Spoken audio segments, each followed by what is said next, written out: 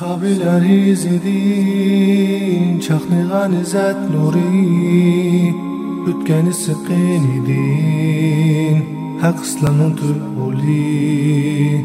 Baş ekmez kafirga, şiddet bilen atseli, Hemze Halid Museb'tek, şir yürek oğlanları. Ümeyr ibn Vahib. Bugün Ümeyr mening ba'zi o'g'illarimdimi bek suyimlik bo'lib qoldi. Umar ibn Xattob. Ümeyr ibn Vahib Badr urushidan o'zini qutqizib qaytib keldi. Lekin o'g'li Vahibni musulmonlar qo'lida asir holatida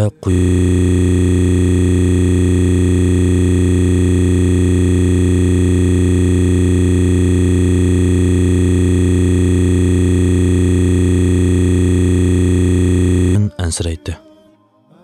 Bir attigini Ümeyr Ka'bani tavob qilg'ili va butqi cho'qing'ili kelib, tosh yenda o'ltirgan Safvan ibn Umayyani ko'rdida uning qishig'i berib, "Xayrlik sahar Quraysh katisi" dedi.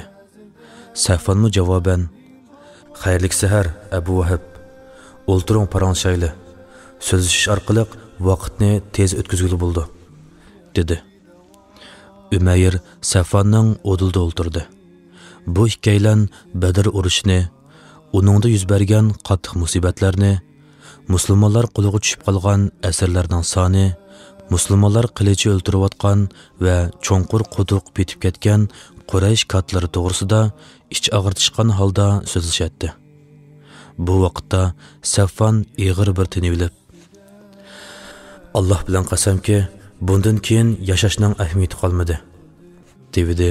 Ümeyr, "Alloh bilan qasamki, rost gap qilding" dedi va birdamlik sukutdan keyin, "Ka'baning Parvardigori bilan qasamki, agar mening tugitib bo'lolmagan qarzim va mendan keyin jafo tortib qolgan bolalarim bo'lmagan bo'lsaydi, men Muhammadning qishig'i berib, uni o'ltirib, uning ishini to'xtatib, uning yomonligini to'sqan bo'latdim" dedi. U yana asta pishirlab turib, "O'g'lim Vahibning ularning qo'lda bo'lganligi mening Madinaga berishimga gumon qo'zg'ay olmaydi" dedi. Safvan bu fursatning o'tib ketishini xohlamadi-da, uningga qarab, "Ümeyr, qanchalik qarzing bo'lsa, mening ustimga qo'yib qo'y. Men ado qilib etay. Ammo bolalarimga kelsak, men ularni umr bo'yi mening bolalarimga qo'shib etay. Mening milim ko'p. Ularning hammasi yetarlik" dedi.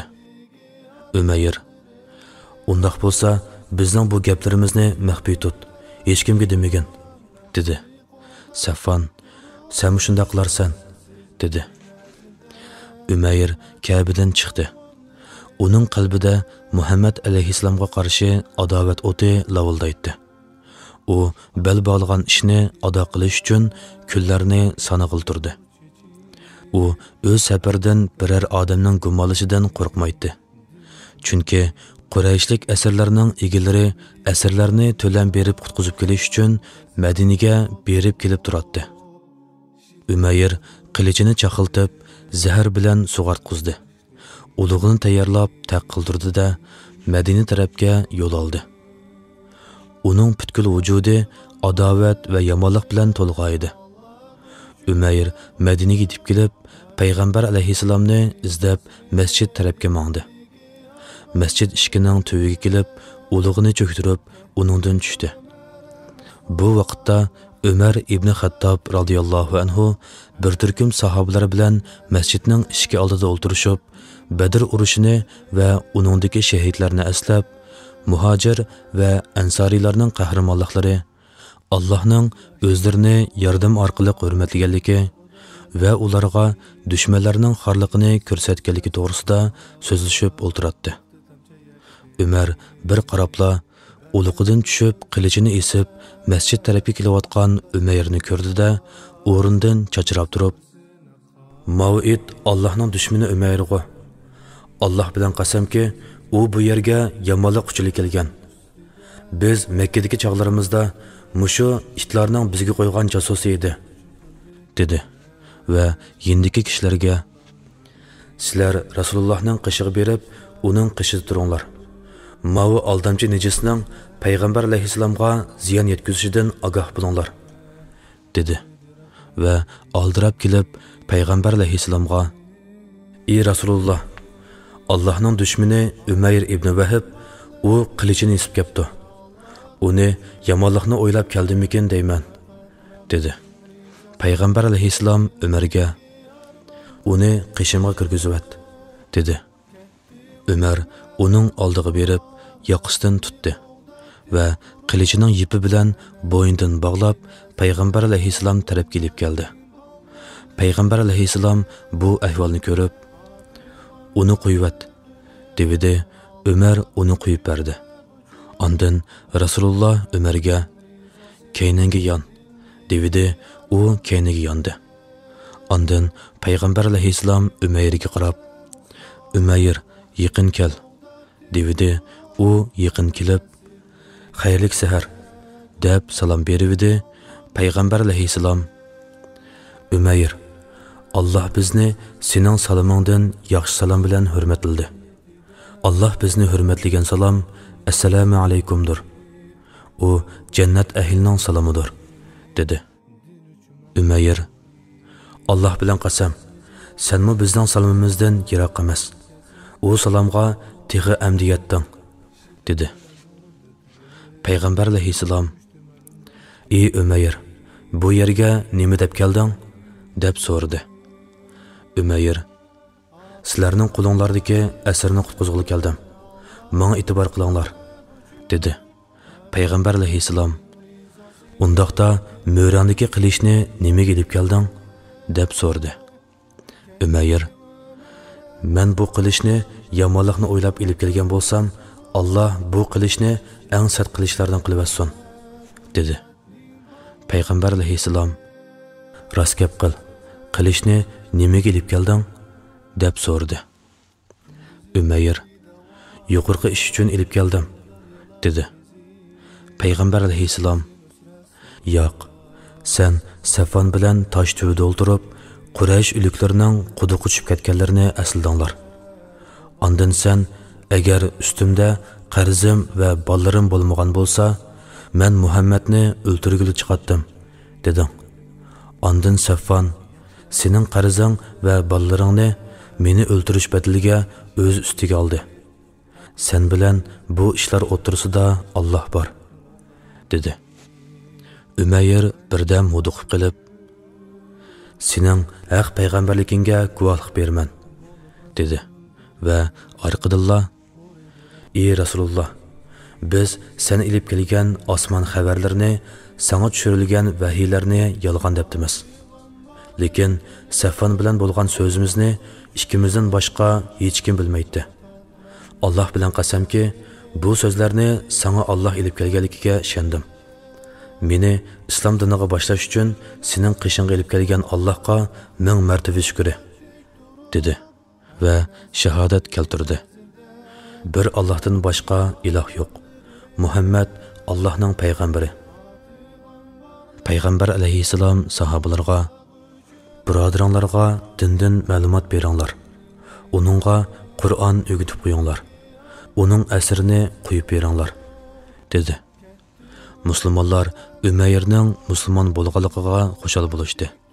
Hatto Umar ibn Xattob mundaq deydi: "Umayr Rasulullohning qishiga kelgan chig'ida menga to'ng'iz uningdan suyumlikroq edi.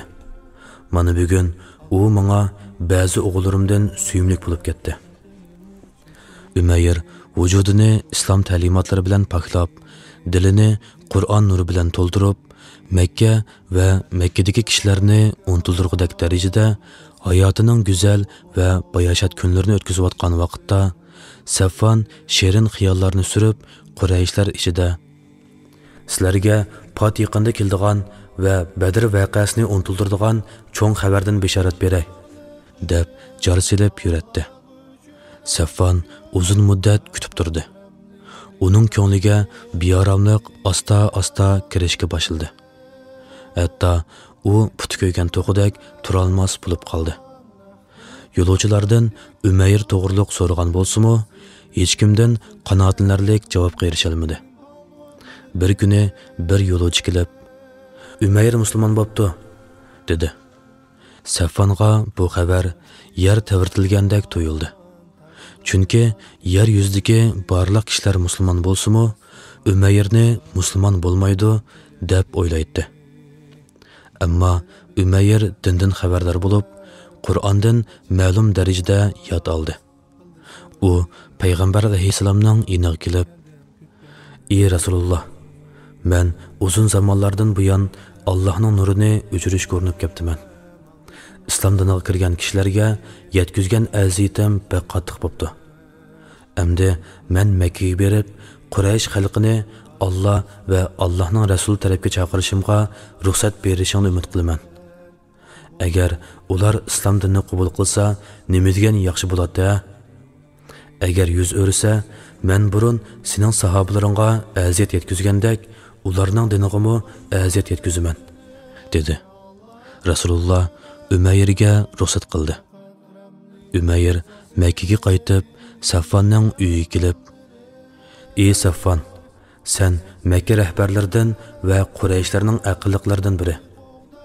Sizlar ilib berayotgan tashqi ibodat qilish, qurbonlik qilish ishlarini sen aqliga uyg'un din bo'lishga loyiq deb o'ylamsan.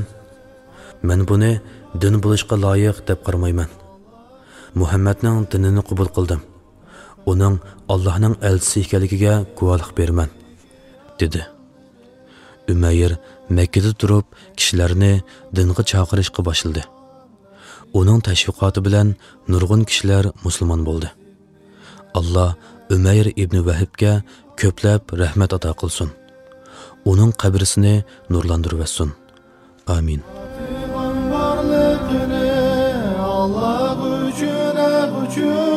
Faqat Rabbning rizasi dildagi armonlari. Ketdi Umar Usmon nahdi qo'g'dab tek turib, Anas ibn Nazirda ummatning polvonlari.